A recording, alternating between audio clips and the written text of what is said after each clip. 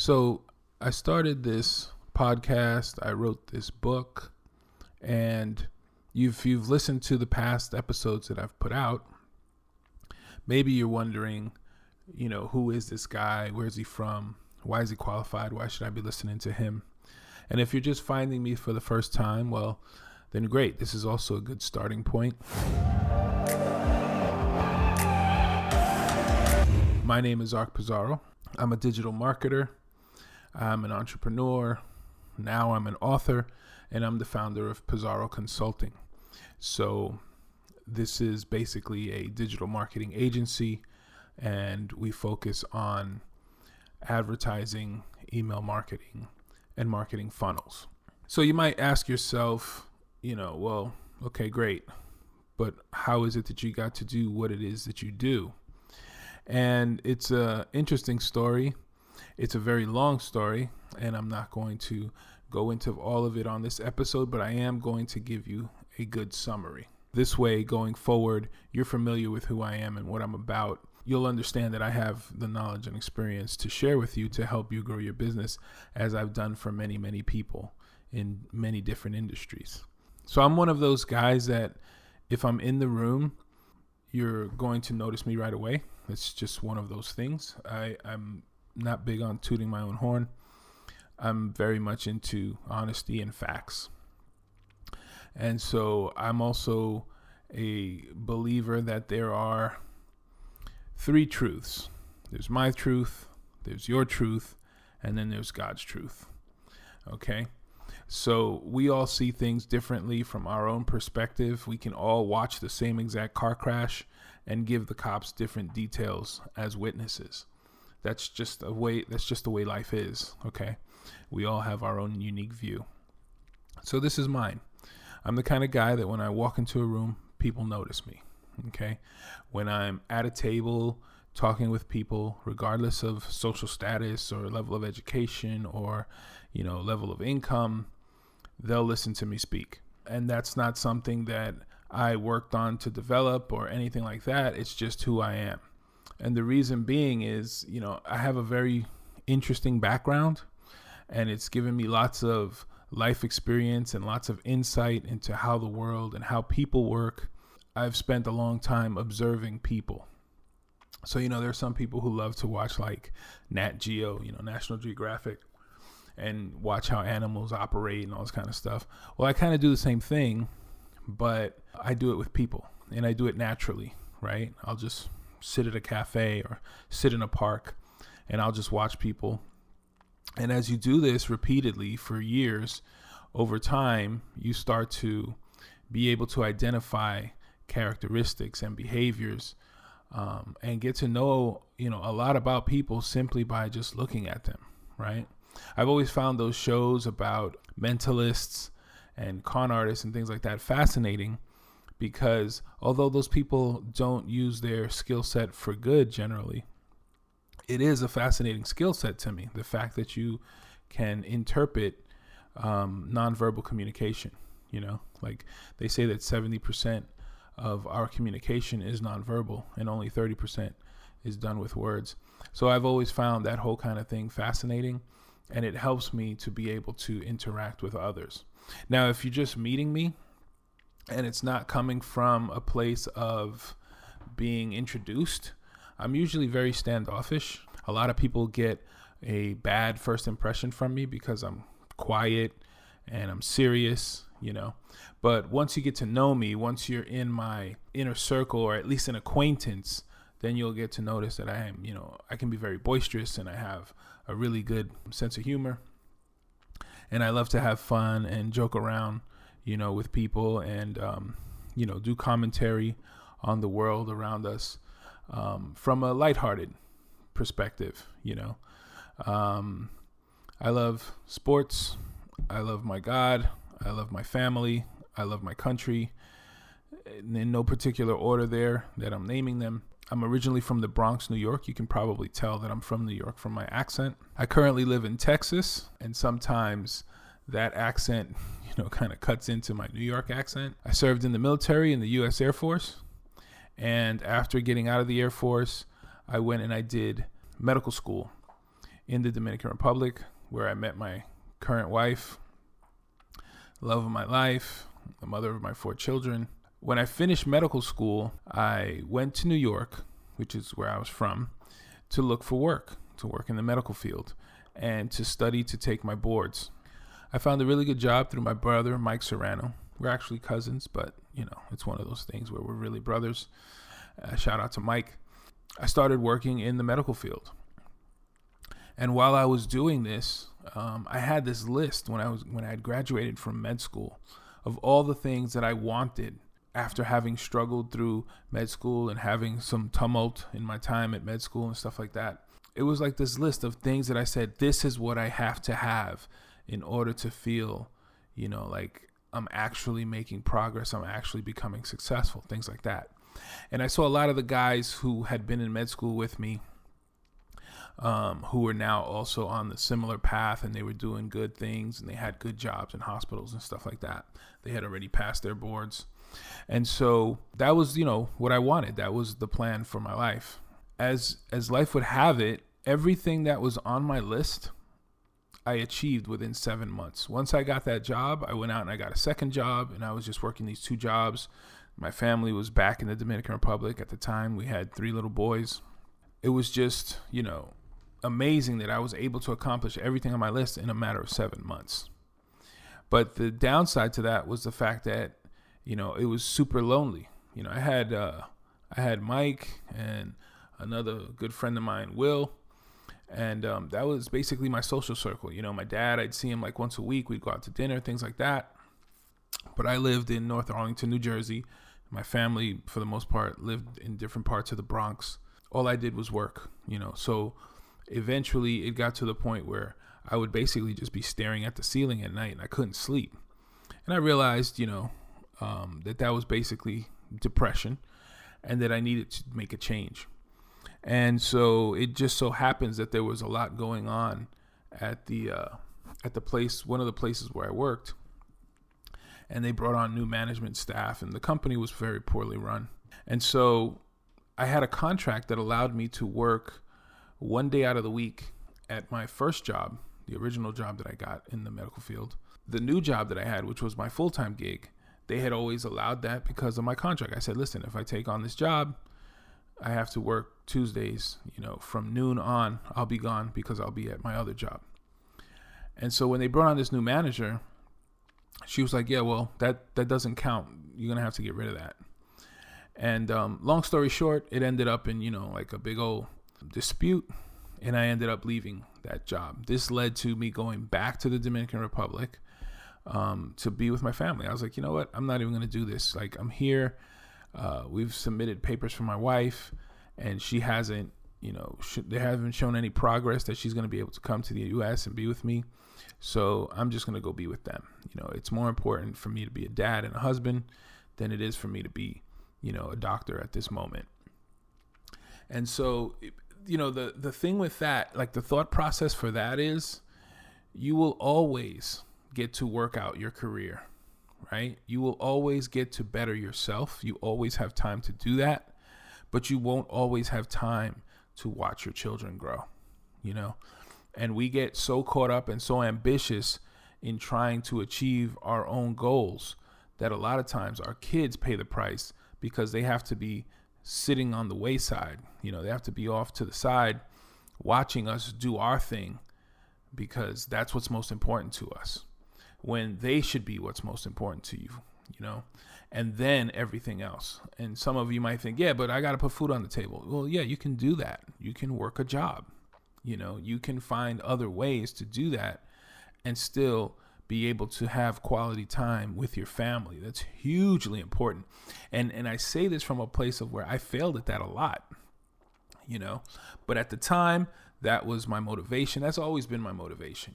Like I've tried to focus on being there for my kids at all times, and I've made plenty of sacrifices like many parents do. And mine don't compare to the sacrifices that my mom simply made for my sister and I, but nonetheless, that was part of my motivation. And so I went back to the Dominican Republic right around this time. My wife, she had been in church and things like this, and she started, asking me to go to church with her and all this kind of stuff. And I did. And after about a month or two, I decided to, really give my life over to that whole thing, to become a man of faith. It changed everything. It was huge. Still to this day, I walk that way. I hold on to those values. My life wouldn't be what it is without understanding that, my Creator is the one that sets everything in motion, and it's His will that I need to work towards fulfilling, And it doesn't matter, how you view that. It doesn't matter where you are with your own faith. My view on it is we have a Creator. God is real. He's palpable in your life. When you write down all the things that have occurred, you can see all the times where He's definitely directed your path, and He's definitely put His hand in the way of things that could have been worse for your life. Everybody wants to, take action and do what they want to do. And then when things fail, they blame God, right? And they'll say, oh, well, God can't exist because if He did, then why would we have all of this? Or why would we have all of that? Or why would He have allowed this thing to happen to me in my life? But what I say is, go back and look at the history. If you go back and you look at the history, you will always see that most of the problems that occur in your life, there was something or someone who set that in motion, right? So somebody might say, oh, well, what about, my family member dying of cancer, or me dealing with this disease, right? And once again, I will say, well, a lot of the illnesses that we deal with in life have a lot to do with our own behaviors, right? If you live out in the jungles and you only eat fruits and vegetables, it's very unlikely that you're going to get a lot of the common diseases that the average American suffers from.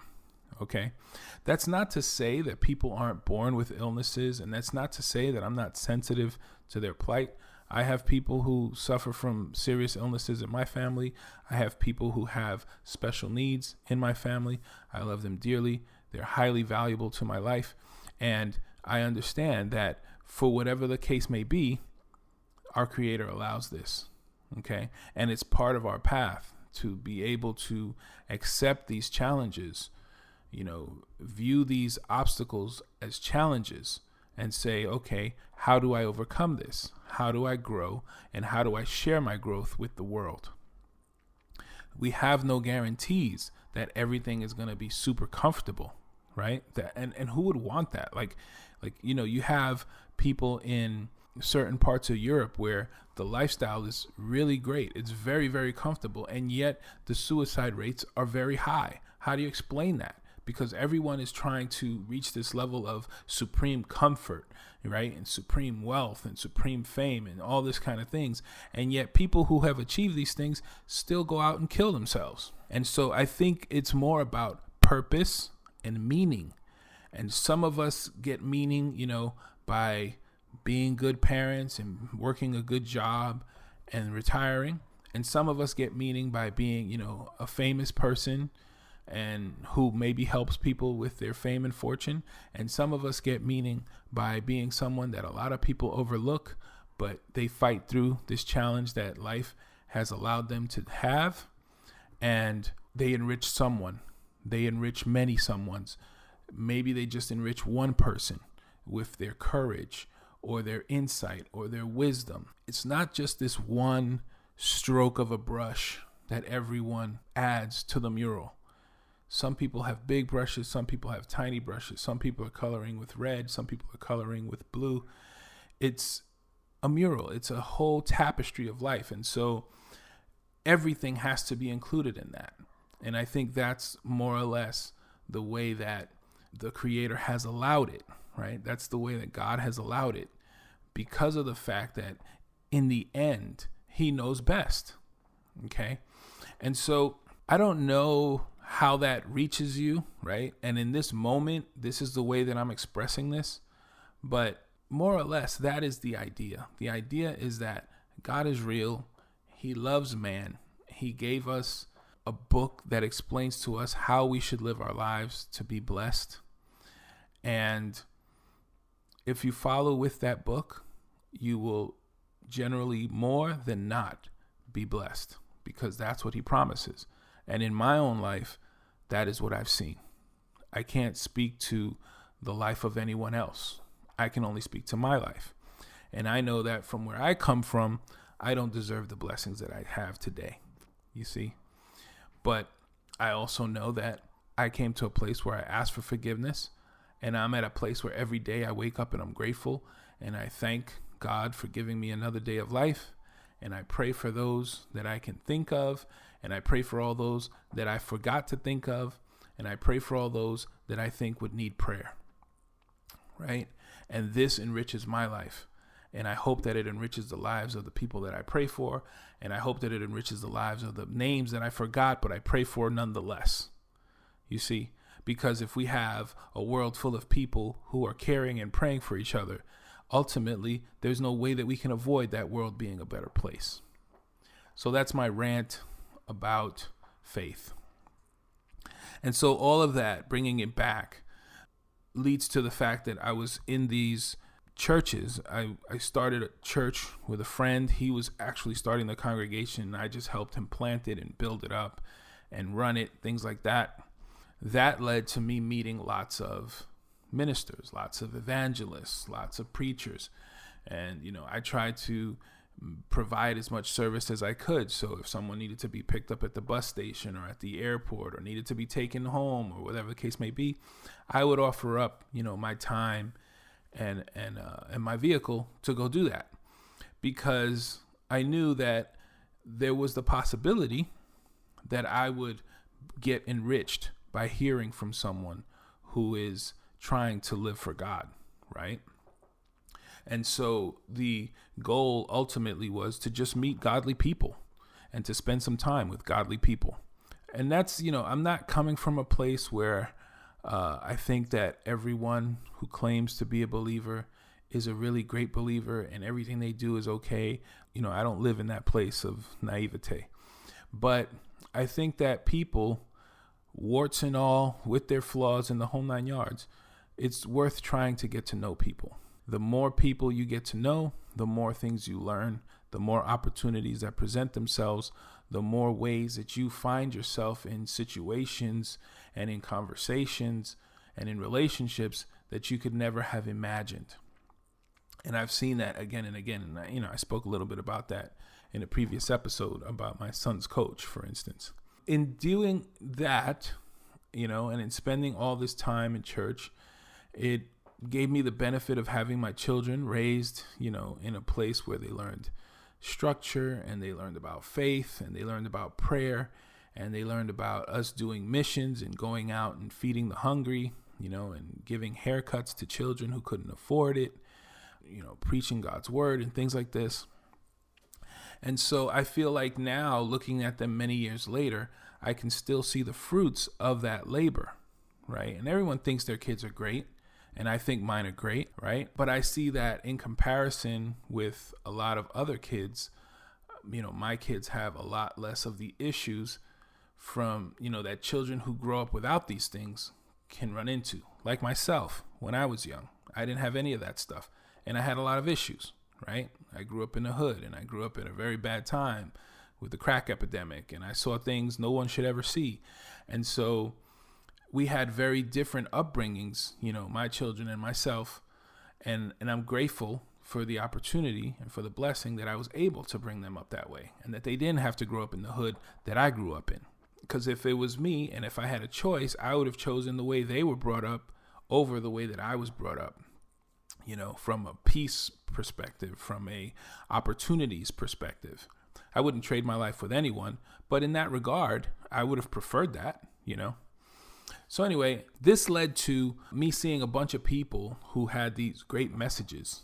And I'm thinking to myself, more people in the world should hear these messages. Like, these people are saying some really profound things.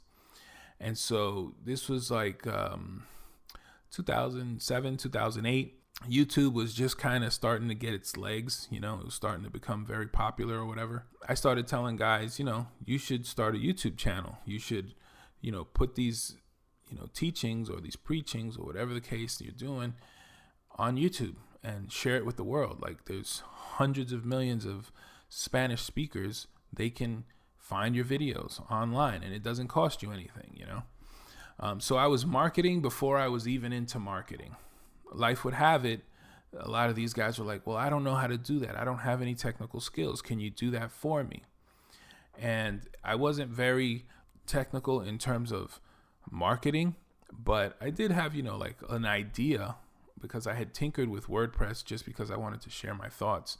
Like since my teen years, I'd always been writing things. I'd never written a book, but I did write essays. I wrote poems. I was into writing. And so I had attempted to start a blog when blogging took off. And so I had an idea, and I went out and I started creating these YouTube channels for people. Then I started creating, Facebook pages. And then I started tinkering with WordPress and putting up little WordPress sites for these guys. And before you know it, they were getting people from all around the world reaching out to them, talking to them, sending them money, meeting them when they would travel to different countries in Latin America, and they'd have people running up to them on the street, complete strangers out of nowhere. I saw your video. It was a blessing, this and that and the other thing. And so in the midst of this, I said, you know what? This is actually working. I've stumbled onto something.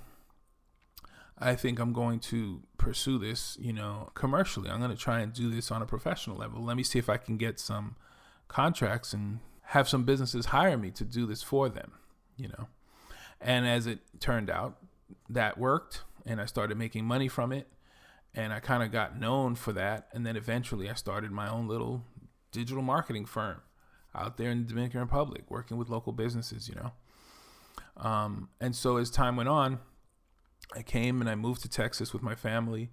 And as soon as I landed here, I met a good friend of mine, Andy Womack, and we teamed up together. He's a videographer by training. And we started offering our services to businesses, and that worked, and he knew a lot of people in the Dallas area. He had some pretty good connections. So we started dealing with medium-sized businesses and large corporations and things like that. It was an organic growth for my expertise. And I started to dive deeper and deeper into SEO. Like I discovered SEO, and I would get a bunch of first page rankings for all these different websites.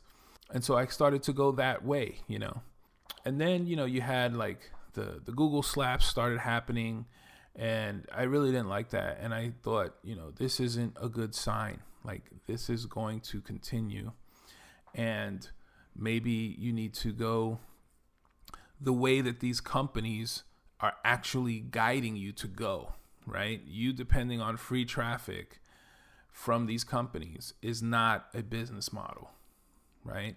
So I need to learn what a business model is. And as time went on, I realized, well, the real business model is knowing how to do effective copywriting. So knowing persuasion, right? Knowing how to convince people to try your solution to their problem. All business is about providing a solution to someone's problem. If that's not what you're trying to do in business, then you're probably a crook. You should be focused on solving people's problems. And then you let them know that you solve their problem with your copywriting, with your persuasive writing, leading them to understand exactly what it is that you offer. Okay, because you can have the greatest product ever, but if you can't express that to people, then you're not going to be able to help a lot of people. Okay, because some other guy who's not interested in helping people, but can persuade people better than you, will lead them to his solution that isn't necessarily the best solution. So if you have a good solution, that's the core. You have a good solution to people's problems. You have to know how to express that to them so that they would at least give you the time of day and take a look at your solution. Then you need to advertise your copywriting, right? So you have your solution. Now you know how to express that your solution is the best. Now you have to get that out in front of people. And that's where advertising comes in. Okay. And so you have to be able to do advertising effectively. Back in the day, even still today, people use advertising agencies. They're highly inefficient. Most of them are not very good, and they mostly charge a ton of money. Learning how to do this for yourself, or getting lucky and finding an agency that actually does it well, and they're accountable and they're efficient and they're responsible, that's kind of like finding a unicorn. But they're out there, right? that's an important thing too, because now you have to get this effective message out in front of all of these eyeballs. And then finally, you have to understand, how the business runs properly. So for instance, most businesses run out there and they chase after a ton of new customers all the time, and they ignore the customers they already had. I worked with an oil and gas company, and I went into their business. They hired me on, and when I went in, they were always trying to chase after new customers. And meanwhile, they had a database of like 20 to 30,000 current customers. And I said, well, all your money is right here in this CRM. Let's go into the CRM and pull out this money. And so we went through and I pulled out, the CRM, all the data that was in there that was showing who the best customers were, how much they had spent, when was the last time they purchased, how often they purchased, right? And then from that, I segmented lists. In other words, I broke it down into different boxes, different chunks of customers, and how high quality they were compared to how the lowest quality customers who only purchased one time and then barely spend any money were, right? So we broke that up into groups, and then we started marketing to each of these groups, sending them emails primarily and saying, hey, we recognize that you're a special customer. We want to offer you a discount on your next purchase, kind of thing, And then the ones who normally didn't purchase, it'd be like, hey, we haven't seen you around here in a long time. We'd like to know how we can help you, how we can, offer you better service. What was your experience like? Hey, here's a coupon. And, next time you have a need, come and see us. And in a month, we pulled out $1 million. Now, I can't take all the credit myself because there was a sales team and there was, a whole organization around this effort. But the fact of the matter remains is that the best customers were already there. That was the true winning part of it, is that those customers had already been acquired. They just weren't being given the attention that they deserved. And so what I'm trying to say is it's a process, right? It's a very simple process. These aren't difficult concepts. And so once you understand them, you can go into any business and provide these same exact processes for a business. And then you can say, hey, I'll come in and I will increase your sales, and I'll just take a small portion of those sales that you get. You'll pay me a monthly fee, or you'll pay me a small percentage, whatever the case may be. And that's how, you can run a consulting business online with just a phone and a laptop. If you feel that you really need that, you can do most of this stuff from your phone. You can do a lot of it just from your iPad. I personally, I prefer to use my laptop. I'm old school, but it's really that simple. And if you are a business owner, you can take these same principles and apply them to your business. And so, as you can tell, I'll run off on that.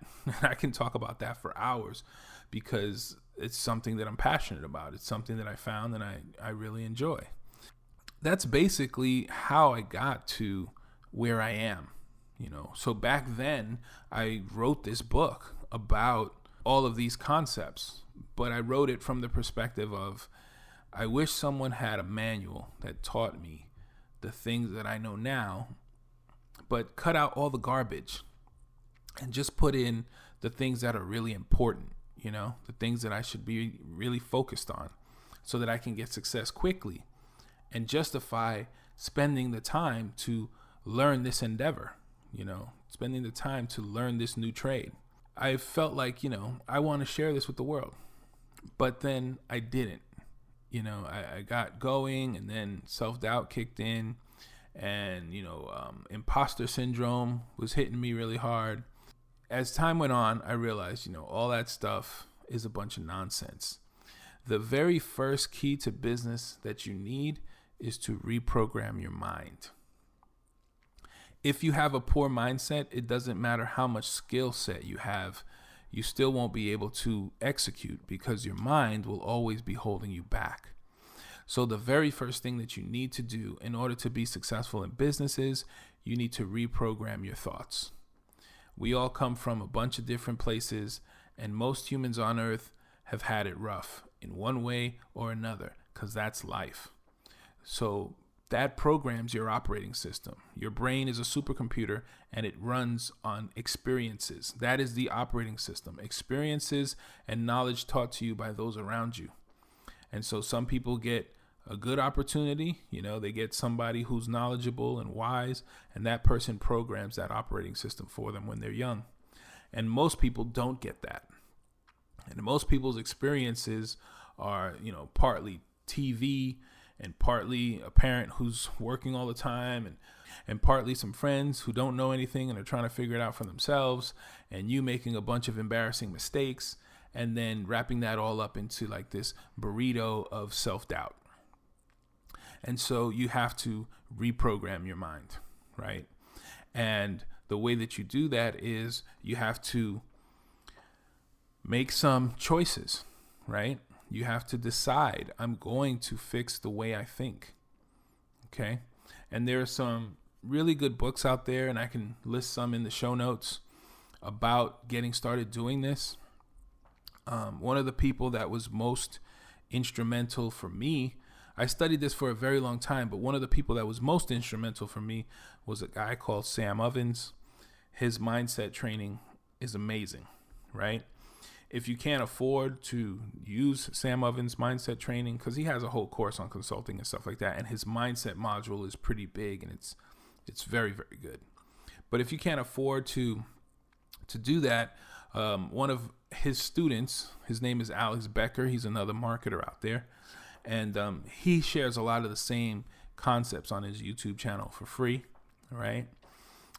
There's a bunch of people nowadays who talk about Sam Ovens, and Sam Ovens himself, he has a YouTube channel and he shares a lot of these ideas on his YouTube channel. So I highly recommend him. And so once you get that piece down, where you have reprogrammed, or you at least started to reprogram your mind, and you start to see the error in the way that you think about a lot of things, now you can go out and you can start to do the things that you need to do, and you won't be self-sabotaging.